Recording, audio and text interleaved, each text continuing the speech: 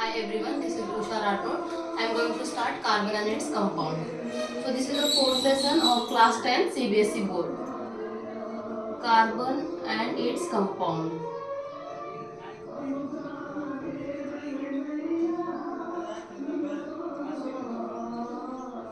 Okay, so carbon has an immense property in nature, we know that. So in case of human body is made up of 18% by carbon. Human body consists of 18% of carbon.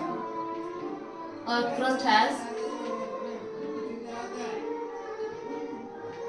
Earth crust consists 0.02% of carbon. Earth atmosphere consisting of 0.03% of carbon. Earth atmosphere 0.03% of carbon. It is in the form of carbon dioxide, and in the earth crust it is in the form of minerals. So now we are this is the basic points. Now we are discussing about the mainly about carbon. So carbon has an atomic number 6. Atomic number of carbon is it is a 6. It means it has a 6 protons and 6 electrons, and its electronic configuration is 2 is to 4. It means it is a nucleus, then it is a K shell, L shell. So in K shell 2 electrons are there, it means it's a completely filled. And in case of L shell 4 electrons are there, it is unstable because KLM and shell, these are the shells. For K shell to get stable, it needs 2 electrons. Here for the L shell, it needs 8 electrons. Here 8 electrons, 8 electrons. So in this case, in case of carbon, it has in valence electron, it has a 4. So in this case, it needs a 4 electrons to stable. So what carbon will do? It will gain or it will lose, or instead of that, what it do?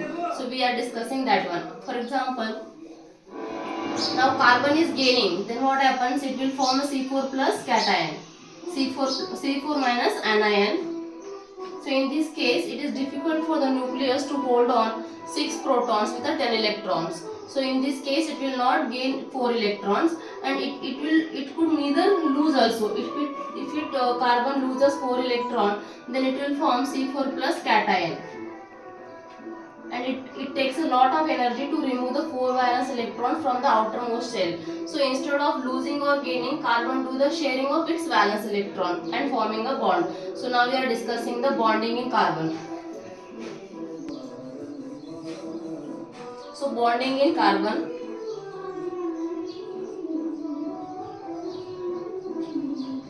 Bonding in carbon. So how the bonding is forming in carbon, now we are going to discuss. Now sharing of its valence electron, that we call it as a covalent bond. The bond formed between two atoms by sharing its valence electron, we call it as a covalent bond. So we are writing the definition here. Covalent bond. So carbon is forming covalent bond because it will neither share or it will neither gain or it will neither lose the electron. Instead of it is sharing its valence electron. So covalent bond. So the bond formed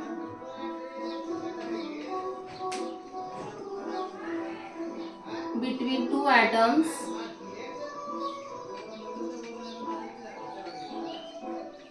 by sharing its valence electron.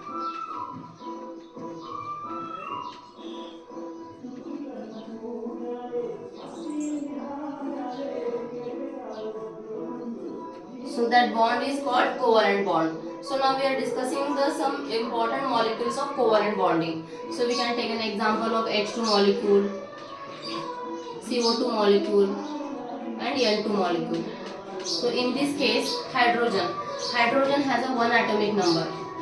So in this case, it is not stable because it is a nucleus, it is a K shell, only 1 electron. It means it is not stable. So get stable, what will do? Hydrogen will take one more electron from another hydrogen. So now one more hydrogen is there. So it has also 1 electron. So this hydrogen is taking 1 electron from another hydrogen and forming a bond, and that bond is called covalent bond. So now this is the electron dot structure here, and now they are forming a single covalent bond. So it is a case of H2 molecule. Now we can discuss about the CO2 molecule. So CO2. In this case, oxygen has a 6 valence electron. Carbon has a 4 valence electron. Again oxygen has a 6 valence electron. So in this case, oxygen to get stable, it needs a 2 more electron, so that it will take from carbon and it will form like this. And in case of oxygen, here also in this case, it is taking 2 more electrons from the carbon and forming a bond. So here now here for the carbon has a 4 valence electron. It has to take 4 more electrons. So it will take 2 from this oxygen and it will take 2 from this oxygen and then forming a bond. So this is the in case of carbon. So how many bonds are getting formed here? 2 pairs of electrons are getting shared here. So it is forming 2 bonds, 2 covalent bonds. So in this case oxygen.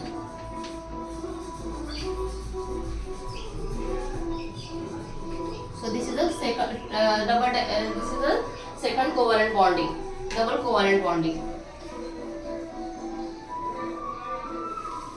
Now triple covalent bonding we can just see here in case of N2. So N has a nitrogen has a 7 atomic number. It means its electronic configuration is 2:5. So in this case, nitrogen has a 5 valence electron.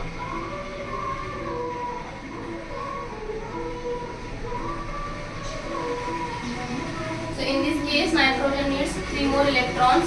So it will take from this nitrogen, and it is forming this electron dot structure and forming a triple bond. So this is the case of covalent bonding. So carbon is forming which form of bonding? It is a covalent bonding. So now we are discussing the basic things about the covalent bonding and the ionic bonding, difference between it. So there is a difference between, what is the difference between covalent bonding and ionic bonding? Covalent bonding, ionic bonding.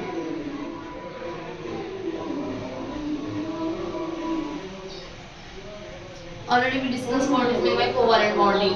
Sharing of their valence electrons and forming a bond. Two atoms sharing their valence electrons and forming a bond is called covalent bonding. So sharing valence electron is happening in here. Sharing valence electron.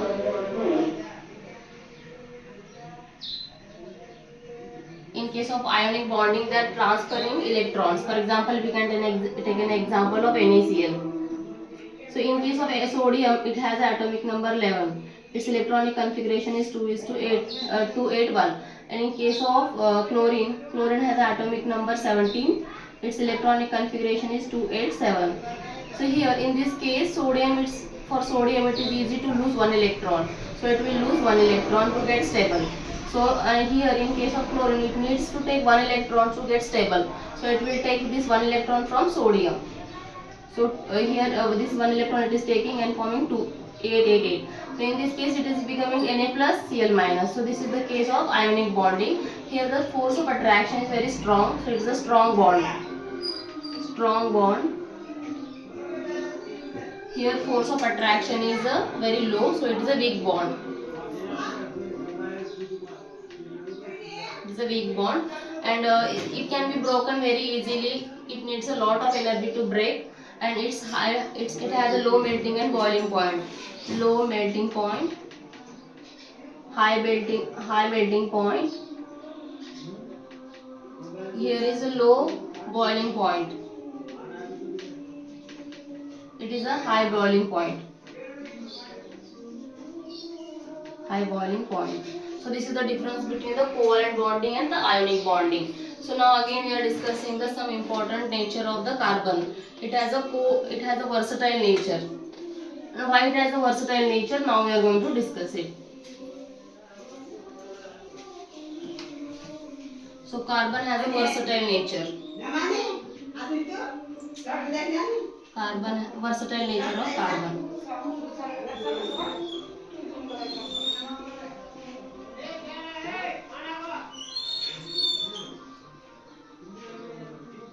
Versatile nature of carbon.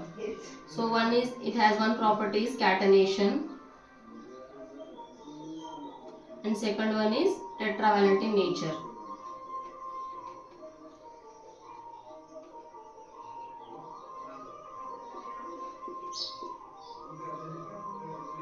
So what is meant by catenation? catenation.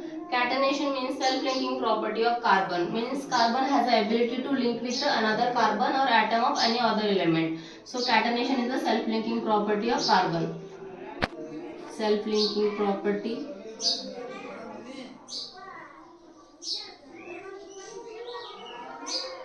Self-linking property of carbon. Tetravalent in nature, it means it has the ability to form a bond. Carbon has a 4 valence electrons, means all 4 valence electrons are getting involved in formation bonding with another carbon or atom of other element. So now this single carbon, it has a 4 valence electrons and it is forming bond with another atom like a hydrogen or any other carbon. So this is the nature, we call it as a tetravalent in nature. So this, because of that, carbon has a versatile nature.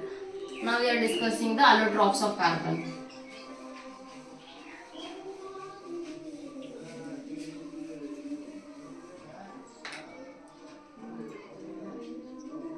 Allotropes of carbon. So what are the allotropes of carbon? One is diamond. Second is graphite. And Buckminster fullerene.